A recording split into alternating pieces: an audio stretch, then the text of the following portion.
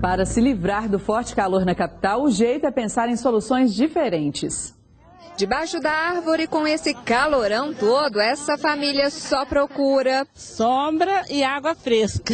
Maria da Conceição só lamenta que nem todo mundo pode ficar assim tão à vontade como as crianças. Gente, se continuar o aquecimento do planeta, não vai existir roupa mais. Cada um se refresca como pode. Mas não é todo mundo que reclama do calor não, viu? Pelo contrário, os comerciantes que dependem das altas temperaturas para alavancar as vendas estão rindo à toa. Nesta sorveteria, em pleno dia de semana, no horário do expediente, o movimento é como se fosse sábado. É um sorvete atrás do outro, aumento de 50% no faturamento em setembro na comparação com agosto. Geralmente tem um veranico aí nessa época, a gente trabalha bastante. Vende bastante. Vende bastante também. Nesta época do ano, os termômetros registram altas temperaturas mesmo. É comum, mas o meteorologista explica que está mais quente que o normal. A média em outubro é em torno de 28 graus. Nesta terça-feira, o calor bateu o recorde do ano, 34,8 graus. E deve continuar assim nos próximos dias. Comparado ao que tem ocorrido nos últimos dias, é um alívio. Mas ainda vai ficar próximo dos 30 graus e com isso a umidade relativa do ar deve ficar em torno dos 30% nos horários mais quentes, que é em torno das 3 da tarde. Dá até uma vontade de ficar assim, né? Bem na frente do ventilador. E não é só ela, tanto que a loja está vendendo uma média de 1.500 unidades por semana. Aumentou em 60%. As altas temperaturas de 33 a 35 graus está fazendo que o cliente, tanto pessoa física como pessoa jurídica, antecipe as compras, que geralmente começa em novembro, dezembro, esse calor. Vander tem muito trabalho pela frente, vai instalar 11 ventiladores em uma igreja para tentar espantar o calor. O pessoal vai ficar mais feliz na hora que você chegar com esse tanto de ventilador. Eu acho que a gente vai ser bem recebido na cidade lá com esses ventiladores. Após as chamas serem controladas durante a manhã, novos focos de incêndio voltaram a destruir a vegetação da Serra do Curral. Ao cair a noite, foi possível ver a linha de fogo que ia se desenhando pela Serra do Curral, região sul de Belo Horizonte. Já nas partes mais baixas, a fumaça e a fuligem estavam tomando conta das ruas. Logo na entrada do bairro Belvedere, nós paramos para registrar alguns focos de incêndio. O fogo já começa a tomar conta desta vegetação rasteira, bem próxima a essa cerca.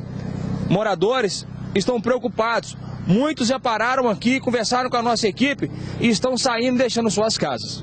Do alto, o fogo também era monitorado pela aeronave. Já em outra rua, encontramos o caminhão dos bombeiros fazendo um resfriamento e apagando alguns focos próximos das residências. Os trabalhos também se concentraram perto das antenas. Com vento forte, as chamas cada vez se aproximavam com facilidade e rapidez. 2 caminhões estavam revezando nos trabalhos para manter o controle do fogo. Nas ruas abaixo das antenas, os militares também mantinham os olhares atentos a cada foco que surgia. Os bombeiros estimam que a área atingida pelo fogo pode ultrapassar a 50 mil metros quadrados. A gente está um dia muito quente, né? E o vento está ajudando bastante a espalhar a propagação das chamas rapidamente. E a grande parte desses focos se concentrou em terrenos de difícil acesso. Possivelmente esse número é muito maior com o avançar das chamas aí no período noturno. Hoje à tarde o fogo foi totalmente controlado.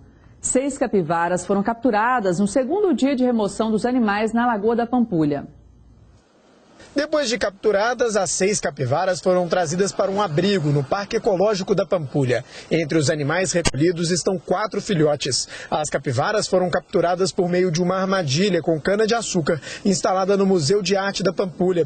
O método é chamado de captura passiva. Está dentro das expectativas, talvez até favorável, né? Porque em 2 dias já capturar 6 capivaras, a gente considera isso bem interessante. É fácil encontrar os animais na orla da lagoa. O remanejo foi definido pela prefeitura devido aos riscos de doenças, acidentes e até de danos aos jardins do museu. A estimativa é de que 100 capivaras habitem a orla da Lagoa da Pampulha. Um contrato foi firmado no valor de R$ 182 mil para a retirada dos animais até o fim do mês. No entanto, pelo ritmo dos trabalhos, esse acordo deve ser prorrogado. Se precisar prorrogar o contrato, será prorrogado, mas estamos trabalhando para que esse trabalho seja eficiente, barato e com garantia e com a maior segurança para a população.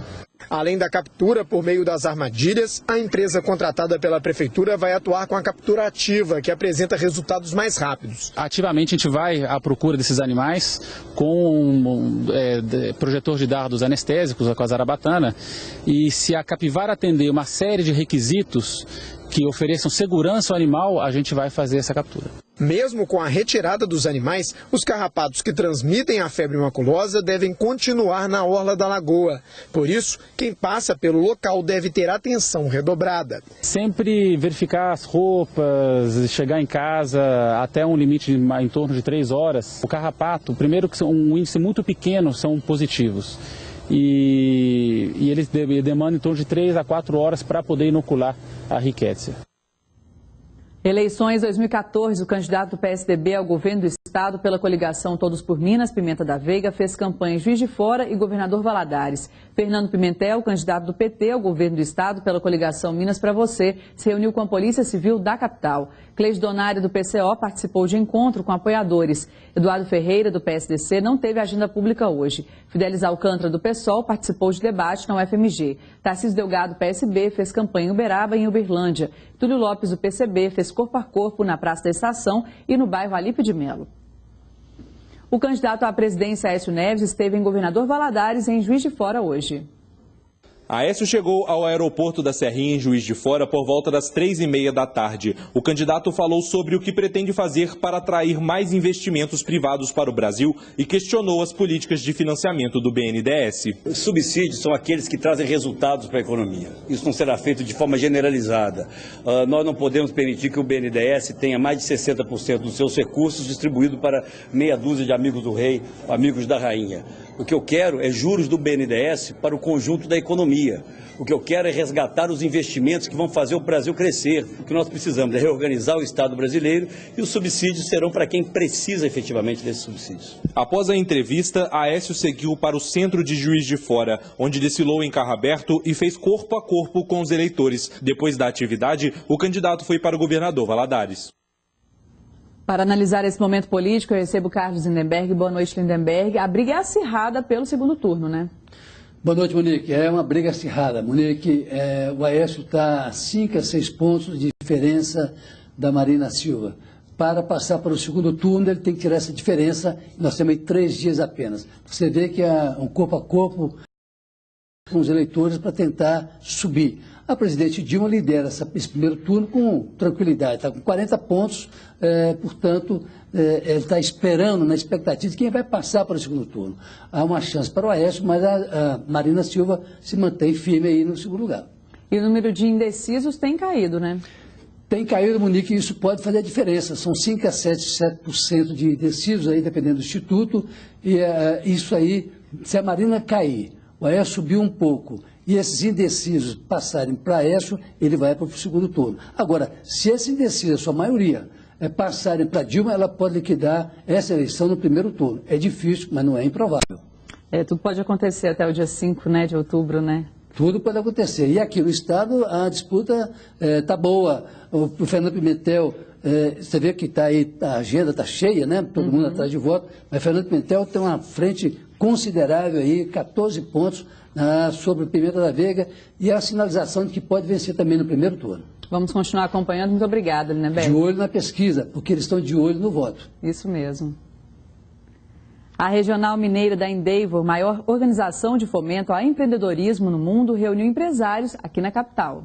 Durante o encontro, os convidados trocaram ideias e experiências que servirão de inspiração para os empreendedores mineiros. Isso é super importante para arejar a ideia da gente, para fazer com que a gente tenha mais humildade. A entidade, que opera sem fins lucrativos, promove o compartilhamento de exemplos e conhecimentos práticos em organizações públicas e privadas, fortalecendo a cultura empreendedora no Brasil. A ideia é reunir toda a rede da Endeavor, entre embaixadores, mentores, empreendedores e rede, com o intuito de desenvolver o empreendedorismo, de inspirar mais pessoas a empreenderem. Um empreendedorismo que a gente chama de alto impacto, que é aquele que cresce a velocidade muito grande e com isso gera uma riqueza maior para a sociedade. Com a atuação em Minas Gerais desde 2010 e no Brasil desde 2000, a entidade atua para melhorar o ambiente empreendedor e a qualidade de vida de quem contribui para o desenvolvimento do país. Isso foi a melhor descoberta dos últimos tempos e a gente,